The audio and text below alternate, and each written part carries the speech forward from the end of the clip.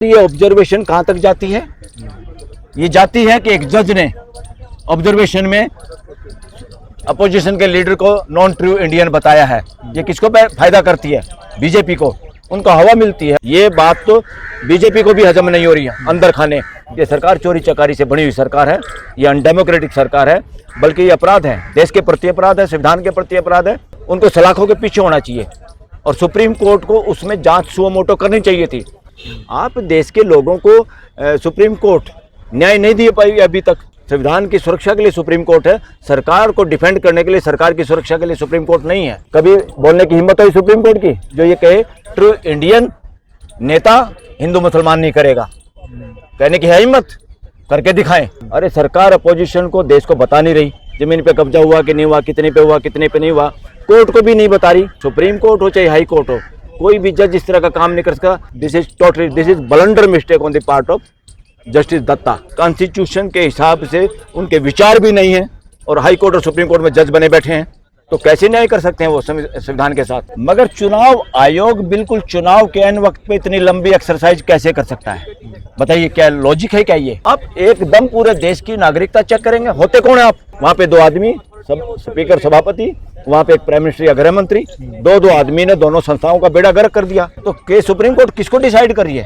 किन लोगों के लिए सुप्रीम कोर्ट है? सुप्रीम कोर्ट से राहुल गांधी को राहत तो मिली, लेकिन कोर्ट ने एक मौखिक टिप्पणी भी की जिस पर विपक्ष काफी नाराज है और उसका कहना है कि कोर्ट को इस तरह की टिप्पणी नहीं करनी चाहिए। हमारे साथ बात करने के लिए मौजूद हैं सुप्रीम कोर्ट के वरिष्ठ वकील बलराज सिंह मलिक साहब। मलिक साहब, किस तरह से इस सुप्रीम कोर्ट की टिप्पणी को देखा जाए? उन्होंने कहा कि कोई ट्रू इंडियन ऐसी स्टेटमेंट नहीं देगा या नहीं देता। ये स्टेटमेंट बिल्कुल अनकॉन्स्टिट्यूशनल स्टेटमेंट है।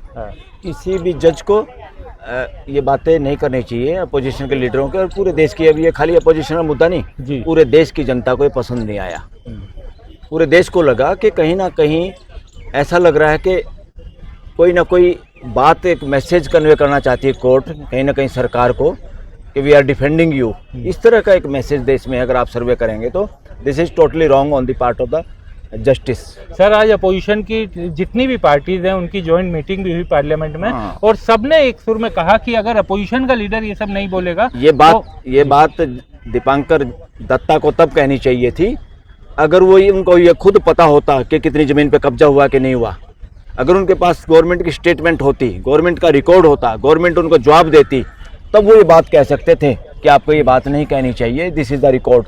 अरे सरकार अपोजिशन को, देश को बता नहीं रही जमीन पे कब्जा हुआ कि नहीं हुआ, कितने पे हुआ, कितने पे नहीं हुआ, कोर्ट को भी नहीं बता रही, तो जज बीच में से कहाँ गई ये कमेंट करने वाले? This is totally wrong on the part of Justice Dipankar Datta. ये बिल्कुल सही नहीं है, बर्दाश्त काबिल भी नहीं है।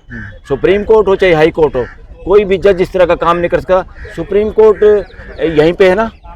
आज तक इस देश के प्राइम मिनिस्टर की जो उन्होंने अपने एफिडेविट में दिया है, वो एजुकेशन की क्वालिफिकेशन का मार्कशीट नहीं दिखा पाई। सुप्रीम कोर्ट बैठी है ना यहाँ पे, जस्टिस दीपांकर दत्ता ने देखी है क्या? दिखा सकते हैं क्या देश को?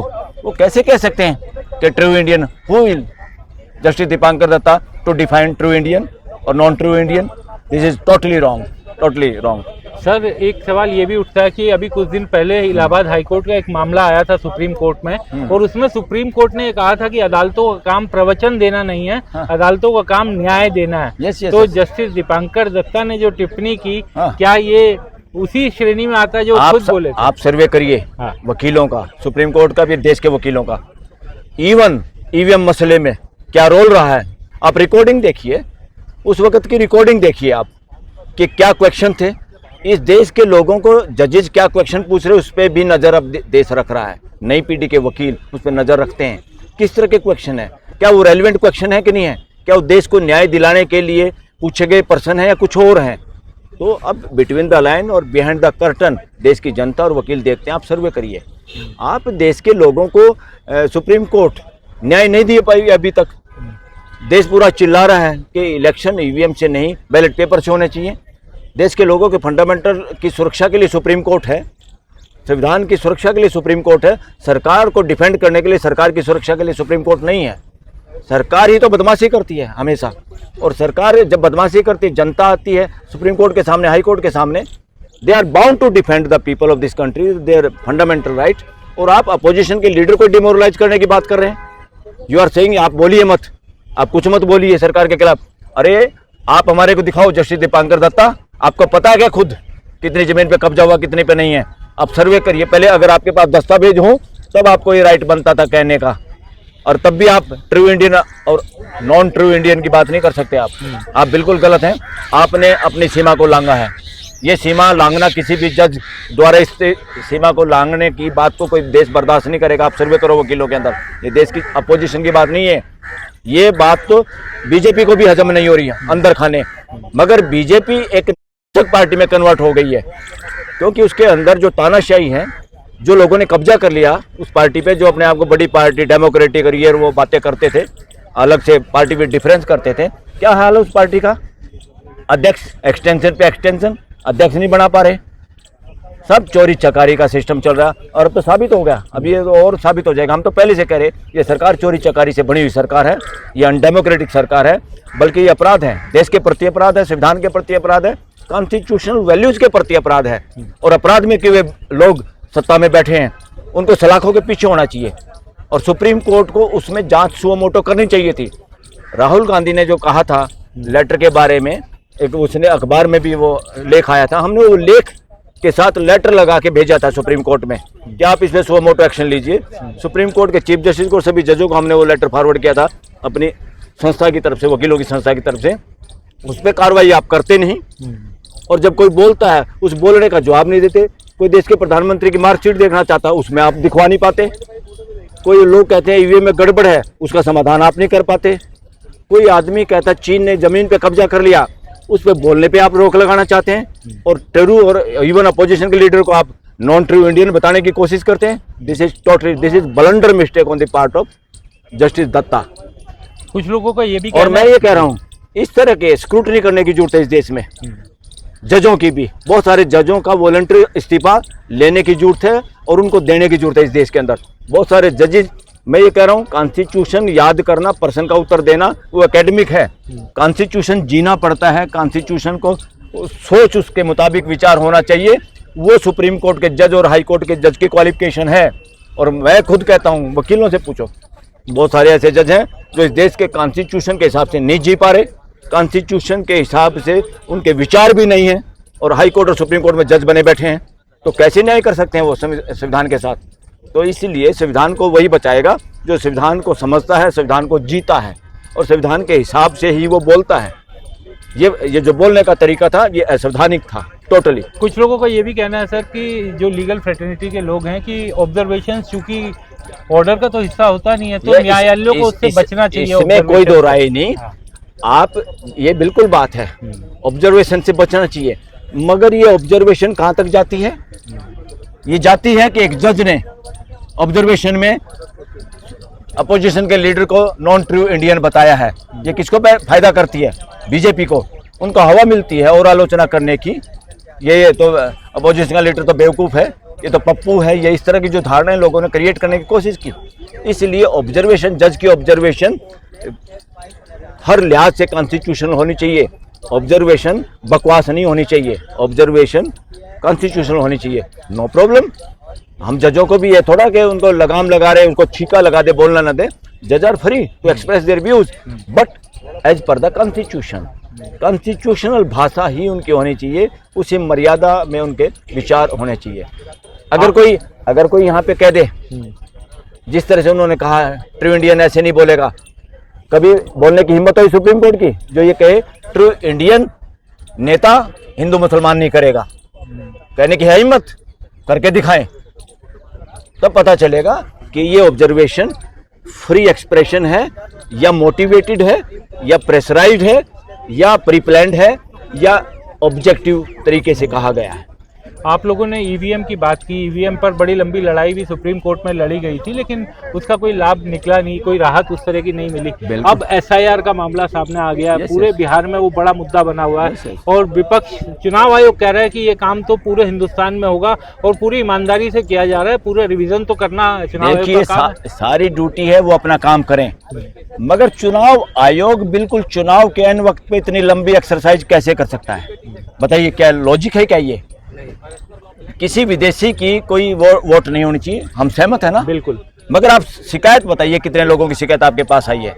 You should have some data to decide something. अगर आपको कोई भी कलम चलानी है, कोई भी नियम बनाना है, कोई भी नोटिफिकेशन सर्कुलर निकालना है, उसके पीछे कोई तथ्य होने चाहिए, कोई ऑब्जेक्ट होना चाहिए। वो क्लियर कट दिखाइए ना, कुछ नहीं इनके पास कि कितनी कंप्लेंट है। आप एकदम पूरे देश की नागरिकता चेक करेंगे, होते कौन है आप? इसका क्या मकसद है? अल्टीरियर मोटिव है 100%। अदरवाइज तो देश में लोग एक दूसरे की वैसे शिकायत करते हैं, ये इंडियन नहीं है, इसका पासपोर्ट नकली है, इसका ये वो है, वो कर ही सकते हैं। तो उस आधार पे उनको टारगेटेड लोगों को पे करना चाहिए था। सब लोगों पे करना अनकॉन्स्टिट्यूशनल है, गुंडागर्दी है, बदमाशी है, और ये सुप्रीम कोर्ट और हाई कोर्ट की नाक के नीचे हो रहा, संवैधानिक कोर्टों के नाक के नीचे हो रहा। इसलिए देश में अगर सबसे कमजोर संस्थाएं हैं इस देश का, जो आज दुर्गति है, मैं उसको मानूंगा वो तो है हो गया बेकार। पार्लियामेंट इन्होंने एक तरह से बंधक बना ली। पार्लियामेंट में जनप्रतिनिधि लोग चुन के भेजते हैं कि हमारी बात करेंगे, वो आके उन्होंने अपने गले में पट्टा डाल दिया पार्टियों का। संविधान की कोई मूल भावना नहीं है कि पार्लियामेंट के अंदर एमपी सत्ता पक्ष अलग बैठे और विपक्ष अलग बैठे। This is nonsense going on in this country. ये ब्लंडर मिस्टेक है। सारे पार्लियामेंटरों को भी अकल नहीं कि अल्फाबेटिकली बिठाइए, वो पार्टीबाजी थोड़ा वहाँ पे। इस देश की पार्लियामेंट एक है। पार्लियामेंट किसी बीजेपी या कांग्रेस या XYZ पार्टी की बपोती नहीं है, और पार्लियामेंट को पार्टी के आधार पर बांटा भी नहीं जा सकता। Parliament is parliament of India. वरना तो कल कहेंगे फिर जो जज हैं, जज ऑफ बीजेपी, जज ऑफ कांग्रेस, जज ऑफ ऐसा करेंगे, तो वहाँ कैसे कर सकते हैं आप? ठीक है, अपोजिट जो लीडर है हाउस का, majority, he is the prime minister. Second leader जो हाउस का है उसको आप अपोजिशन का लीडर कहते हैं। डेमोक्रेसी में अपोजिशन नहीं होती, डेमोक्रेसी में सिर्फ पोजीशन होती है। जिसके पास नंबर ज्यादा है वो प्रेसिडेंट बन सकता है, दूसरे सेकंड नंबर वो सेकंड। मगर सेकंड जो है, जिसको आप अपोजिशन का लीडर कहते हैं, उसको इस देश की हर महत्वपूर्ण बात जानने के हक है, और सरकार की जिम्मेवारी है। लीडर नंबर 1 जो प्राइम मिनिस्टर, उसकी ड्यूटी है उसको गुड फेथ में रखे, उसको हर बात बताए। अगर वो इस तरह की शरारत करता है, he is not capable to be the chief prime minister of this country. ये है हमारे कॉन्स्टिट्यूशन की स्पिरिट। और इसलिए पार्लियामेंट में भी जो लोग पार्लियामेंट का काम करना चाहिए था वो नहीं कर पा रहे, इसलिए दुर्गति है पार्लियामेंट की। पार्लियामेंटेरियन ने दुर्गति कर दी। सरकार में 1 मैन शो है या 2 मैन शो है, बाकी सारे के सारे बंधक बने हुए हैं। अरे किसी में है क्या बोलने की हिम्मत? राइट टू एक्सप्रेशन दोनों संस्थाओं ने देश का बंद कर दिया। वहां पे 2 आदमी, सब स्पीकर सभापति, वहां पे एक प्राइम मिनिस्टर या गृह मंत्री, 2 आदमी ने दोनों संस्थाओं का बेड़ा गर्क कर दिया। अब उसके बाद कौन है? Supreme court and the high court are the guardian of constitution and the supreme court is supreme. तो सुप्रीम कोर्ट की ड्यूटी है दिन रात जागने की, दिन रात ख्याल करने की कि पार्लियामेंट सही तरीके से काम कर रही कि नहीं कर रही, एग्जीक्यूटिव सरकार कर रही कि नहीं कर रही। अगर वो सही तरीके से काम नहीं कर रही तो इनको सो मोटो एक्शन लेना बनता है। ये मुकदमों का इंतजार ना करें, और महत्वपूर्ण जो मुकदमे हैं देश के, उनको सबसे पहले निपटाएं। जैसे एक ही मैटर है, बौद्ध विहार का एक मैटर है, वो करोड़ों लोगों का मसला है, उसको ये लोग नहीं सुन पा रहे, सुप्रीम कोर्ट उसको नहीं सुन पा रही। आज ये लोग आए हुए थे, आज वो केस नहीं लगा, तो ये हाल है। तो केस सुप्रीम कोर्ट किसको डिसाइड कर रही है? किन लोगों के लिए सुप्रीम कोर्ट है? अगर देश के लिए है कोर्ट, तो सबसे ज्यादा लोग इफेक्टेड जिस केस से होते हैं वो सबसे पहले सुनना चाहिए, उससे कम इस तरह से वो होना चाहिए। और ये सब जो भी है जजेज का इस तरह का बयान, कि उस बयान से कोई एक पॉलिटिकल पार्टी के पक्ष में जाता हुआ दिखाई दे दूसरे के विरोध में, that is totally wrong on the part of supreme court. Court ने ये भी कहा कि आप संसद में बोलिए क्योंकि आप लीडर ऑफ ओपोजिशन है, लेकिन राहुल गांधी ये कहते हैं कि मुझे संसद में बोलने नहीं दिया जाता, सरकार जो है उनका मौका नहीं आने देती। सुप्रीम कोर्ट ने कब कॉग्निजेंस लिया कि वहाँ पे फोन बंद किए गए हैं, माइक्रोफोन, वहाँ पे 100 MP बाहर निकाले गए हैं। सुप्रीम कोर्ट यहीं बैठी नहीं है क्या? इनको सो मोटो एक्शन लेना चाहिए। जरूरी नहीं कि कोई आएगा यहाँ पर। 100 आदमी, आप 100 संस्थाओं को, 100 कॉन्स्टिट्यूएंसी को, देश के लोगों को महरूम करते हैं। आप MP को बाहर निकाला। MP एक आदमी हो सकता है, वो रिप्रेजेंटेटिव है। उनको 100 को सस्पेंड करना आपने मजाक बना रखा पार्लियामेंट का। पार्लियामेंट में एंटी डिफेक्शन में महाराष्ट्र में क्या हुआ था? सरकार 2 नंबर में कैसे चलती रही? सुप्रीम कोर्ट में केस था, डिसाइड कर पाई क्या सुप्रीम कोर्ट? तो क्या कहाँ जाएगा देश? फिर आप कहते हैं अपोजिशन के लीडर को बोलना नहीं चाहिए, पार्लियामेंट में बोलना चाहिए, फलाना बोलना चाहिए। This is totally wrong sir. चलते this is totally absurd comment by the supreme court. It is not bearable by the people of this country, citizen of this country, who are the supreme ultimately. एक चलते चलते sir सवाल पूछना चाहूँगा, सतपाल मलिक साहब राज्यपाल रहे जी, और उनका भी आज देहांत हो गया। हाँ। और उन्होंने जिस मामले में शिकायत की थी, उनका ये कहना है कि उसी मामले में उनके खिलाफ चार्जशीट दाखिल Yes, yes, की yes. गई। Yes. तो लगता है कि अब इस मामले का कभी सच सामने आएगा, क्योंकि लोग ये अरे सोचते मैं कह थे- रहा हूँ सुप्रीम कोर्ट है यहाँ पे, सुप्रीम कोर्ट को देखना चाहिए था। गवर्नर आदमी है, वो आदमी पुलवामा पे क्वेश्चन कर रहा है, उसका जवाब पूरे देश को नहीं मिला है, और आप उसको केस लगा के उसकी आवाज दबाना चाहते हैं। अल्टीमेटली आज उनकी डेथ हो गई। मेरी भाव भीनी श्रद्धांजलि उस आदमी को, बेबाकी से जो आदमी बोल पाए, वरना सत्ता में गलियारों में जितने भी लोग रिटायर्ड हैं या इधर उधर से माल पानी इकट्ठा कर लेते हैं, सब सारे के सारे तो बेजुबान हो गए हैं। उनकी वजह से देश भी बेजुबान हो गया है, तो वो डटकर बोले, उनको श्रद्धांजलि। उस मामले को कोर्ट ने कहना चाहिए था, बताइए भाई, पहले इनकी बात का जवाब दीजिए। इन पे आपने मुकदमा किया भ्रष्टाचार का, उसको भी चलने दीजिए, मगर पहले आप उस पुलवामा का जवाब दीजिए। ये जो इन्होंने आरोप लगाया है कि तुमने हवाई जहाज देने की बजाय सड़क से वो किया है, और सड़क की भी स्क्रीनिंग आपने नहीं की, और वो लोग मारे गए हमारे। और उसी तरह का मामला डुप्लीकेट पहलगाम में और भी हो सकता है कोई। तो सबसे पहले तो सुप्रीम कोर्ट ने आज तक, सुप्रीम कोर्ट के सामने केस आने के बावजूद भी सुप्रीम कोर्ट तक आज एक न्याय नहीं दे पाई इस देश के लोगों को। कि क्या न्याय है वो? इस देश की इंटेलिजेंस एजेंसीज को किसी भी कानून के तहत या पार्लियामेंट के प्रति जवाबदेही नहीं बना पाई, ना पार्लियामेंट ना सुप्रीम कोर्ट। पार्लियामेंट भी दोषी है, सुप्रीम कोर्ट भी दोषी है। इस देश की का मिसयूज हो रहा है, इसका इंटेलिजेंस एजेंसीज का, इसी के देश के लोगों के खिलाफ, अपोजिशन के खिलाफ, जो आवाज बोलता है उसी के खिलाफ। लोगों के फोन टेप किए गए, पेगासस से लोगों का सारे डेटे इकट्ठे गए, पत्रकारों तक को डराया गया, सुप्रीम कोर्ट के जज तक डर गए। तभी तो जजों ने यहाँ स्टेटमेंट दिया है, डरना नहीं, दबाव में काम मत करो, सबको दबाया। और ये जो लोग बैठे हैं सत्ता में, ये किसी भी सूरत में हाई कोर्ट और सुप्रीम कोर्ट को फ्री रहने नहीं देना चाहते, उनसे अपने तरीके से काम लेना चाहते हैं। वो चाहते हैं कि हमारे पपेट हों सब लोग, जो हम चाहें वो इनसे करवा लें। इसलिए देश की सुप्रीम कोर्ट देश की है, किसी पार्टी की नहीं है। इसलिए देश की सुप्रीम कोर्ट को देश के हित की बात के अलावा कुछ बात नहीं करनी चाहिए, कमेंट भी नहीं करना चाहिए। और बहुत बार जजों के कमेंट बहुत ही गलत हैं, और वो देखते हैं लोग कि कई कमेंट बाइस्ड हैं, लगता है कि फेवर कर रहे हैं सरकार का और जनता के फेवर में काम नहीं कर पा रहे। कई ऐसे जज हैं हाई कोर्ट सुप्रीम कोर्ट में, आप सर्वे करिए, वकीलों से पूछिए, सब पता चल जाएगा। एक सवाल और सर, क्योंकि जांच एजेंसियों की बात हो गई थी, हाँ। सीबीआई ने सत्येंद्र जैन आम आदमी पार्टी के नेता थे, मंत्री थे, कई केस उन पर दर्ज किए। अब एक केस में जिसमें उन्होंने विशेषज्ञों की नियुक्ति की थी, करप्शन का मामला दर्ज किया, 4 साल जांच की एजेंसी ने। अब आम आदमी पार्टी कह रही है कि क्लोजर दाखिल किए, इसका मतलब ये सब पॉलिटिकल मोटिवेटेड केसेस। नहीं, मैं तो ये कह रहा हूँ, इसके देश की जुडिशरी कर क्या रही है? अगर आपको लग रहा है क्लोजर रिपोर्ट सीबीआई से आई है, उसी सीबीआई ने धक्के खिलाए उस आदमी को, जेल में रखा है। उन्हीं लोगों ने कितने दिन उस आदमी का मरने को हो गया था, आप लोगों को जेलों में डाल रहे हो, आंख मीच के सीबीआई का दुरुपयोग करो। सीबीआई का और सीबीआई से जुड़े हुए लॉ ऑफिसर जिन्होंने रिकमेंड किया कि हाँ ये अपराध बनता है, क्योंकि जब चालान होता है, एफआईआर दर्ज होती है, जब चालान होते हैं साइन होते हैं, यस इसमें ये धारा बनती है और ये केस चलाया जाए। जितने लॉ ऑफिसर हैं, सीबीआई के अधिकारी हैं, या उनके ऊपर किसी ने अगर पॉलिटिकल एग्जीक्यूटिव ने दबाव डाला है, उन सब पे संज्ञान लेना चाहिए कोर्टों को। ये कोर्ट क्या कर रही हैं? डिस्ट्रिक्ट कोर्ट को भी करना चाहिए। हाई कोर्ट सुप्रीम कोर्ट करेगी तभी डिस्ट्रिक्ट कोर्ट के जजों में दम आएगा, वरना तो जब यहाँ पे अगर आपको फ्रीडम नहीं दिखाई देगी, जब यहाँ पे लगेगा कि ये खुद कॉग्निजेंस नहीं ले रहे, या नेताओं की एफआईआर कोई करवाता है तो मुरलीधर जैसे जज की रात को बदली कर दी जाती है, तो वैसे लोगों को देख के नीचे की डिस्ट्रिक्ट कोर्ट के जज तो अपनी नौकरी बचाने के चक्कर में अपनी नौकरी करते हैं। न्याय कहाँ प्रदान करते हैं? फिर न्याय प्रदान करने का माइंड बचता कहाँ है? सब अपना जुगाड़बाजी नौकरी पूरी हो जाए, एसीआर ठीक हो जाए, और अपना रिटायरमेंट के बाद पेंशन के साथ अपने घर चले जाए। That is the scenario going in this country. बहुत बहुत तो दूसरा, उनका सीबीआई 4 साल के बाद एक आदमी को देती है क्लोजर रिपोर्ट। क्या मजाक बना रखा? सीबीआई के खिलाफ एक्शन होना चाहिए, हाई कोर्ट सुप्रीम कोर्ट को कॉग्निजेंस लेना चाहिए ऐसे मामले में, ताकि इस देश के आम आदमी तो फिर कितना शिकार, आप अंदाजा लगा लीजिए।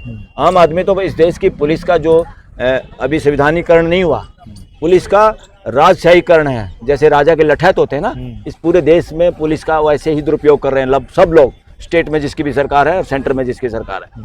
इन्होंने मजाक बना दिया है, और उस तमाशे को देख रही है जुडिशरी इनको नकेल नहीं डाल पाई।